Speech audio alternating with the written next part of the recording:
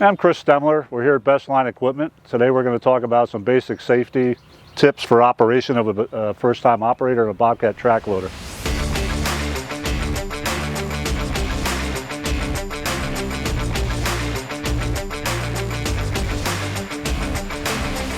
First thing you want to do is make sure you're familiar with the Bobcat maintenance guide, an operator's manual, which is in every machine. On this machine in particular, it will be located behind the seat. Just make sure you read it and you understand it. There's also an operator handbook in every machine, which should be attached to the back of the seat. That is basically a condensed version of the regular operator's manual. Also, make sure you walk around the machine before you get in it. You understand all the decals. There's a lot of safety decals around the machine. Make sure you understand what they mean and they're there. If you have any questions, call your local Bobcat dealer or call us here at Best Line. Make sure you understand the attachment you have on your machine. When it comes to a bucket, make sure you have the right size bucket. There's multiple attachments you can put on these machines. Just make sure they're designed to fit the machine and you understand the operation of it. You want to do a quick look over of your tracks. Make sure there's no extreme cuts in the tracks.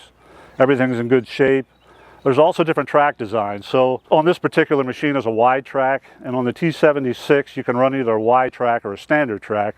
And the difference being the wide track is going to give you more flotation because it spreads out the weight of the machine over the tracks. What some people think is like pushing snow. If you're in an application where you have to push a lot of weight, they think you want the wide track, but actually that's counterproductive with what you're trying to do. So because a wide track is going to make the machine float more, you have less pushing power. So in that application, you'd want to go to a narrow track. Make sure you have the right track design. What's on here is what they call a crossbar track. So this is good for general landscape applications. It's good for snow. It's a little bit softer rubber compound, so you've got to push a little bit more weight. So just make sure your track system's set up for the application you have. Before you start operating your machine, inside the back door is a diagram with basic maintenance on the machine. So you want to use that diagram as well as that same information inside your operator's manual and do a walk around on the machine.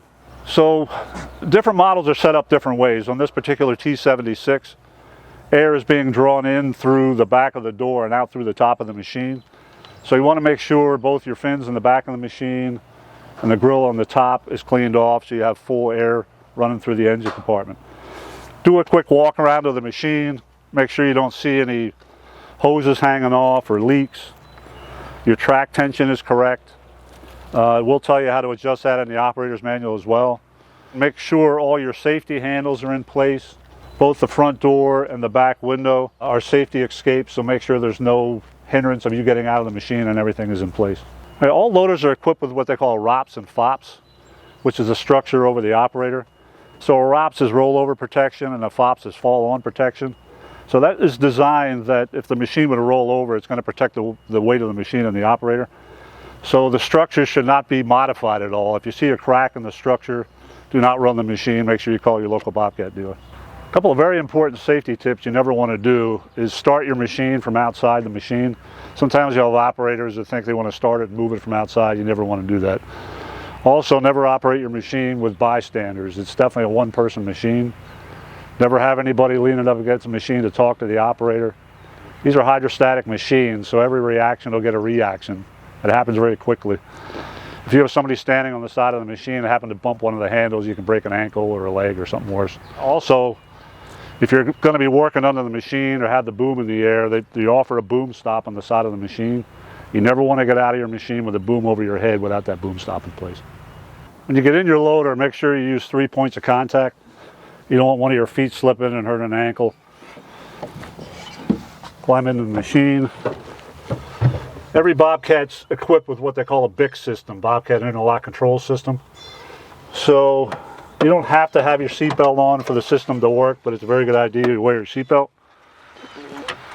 If you have a 2-speed machine, there'll also be a harness seatbelt that attaches to the seatbelt because you're going 11 miles an hour. So the Bobcat Interlock Control System, you have to have your seat bar down, which you can use as an armrest. And you push the button to start your machine, and the button below that is the release button, which will release your park and brake and free up your controls. So the controls in a Bobcat, the more modern Bobcats, most of them will be equipped with what they call SJC controls, which are selective joystick controls. So there's two control patterns in the SJC. The most common is going to be all your direction is in your left hand and your bucket and boom is in the right hand. There's also a switch on the panel for H pattern. So if you have an operator that likes a different pattern configuration, in the H pattern, your direction is going to be forward and backwards with each handle. Your boom will be on the left-hand side, and your bucket, roll, and dump will be on the right-hand side. When you're putting your attachment on, most of the new Bobcats are equipped with powered Bobcats.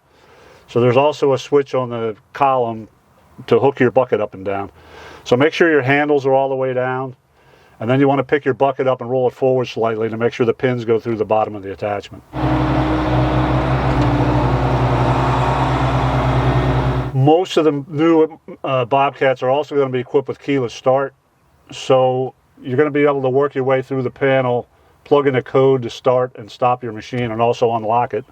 So you can lock your machine up at the end of the day if you're leaving it on a job site. In the R-Series machines with SJC controls, you have a rotating hand throttle and also a foot throttle. So it's an operator preference. A lot of operators like to run the machine with a foot throttle. It's a little bit more responsive.